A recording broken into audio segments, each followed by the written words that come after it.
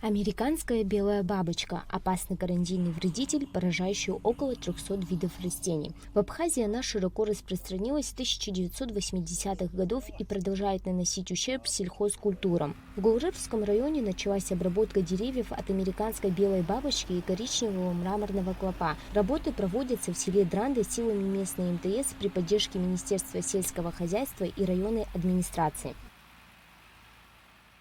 Ежедневно две единицы техники работают в этом направлении.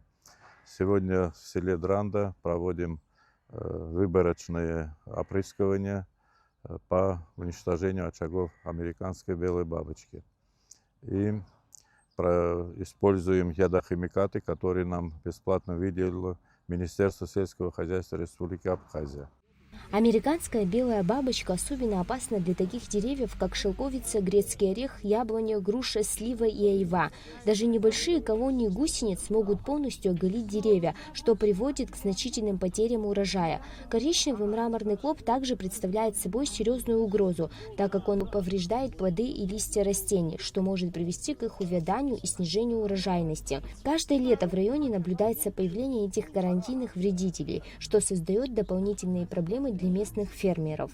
Для присадебных участков, благодаря помощи Министерства сельского хозяйства, выделено достаточное количество ядохимикатов, чтобы крестьяне сами своими силами обработали свои участки от вредителей коричневого мраморного клопа и американской белой бабочки.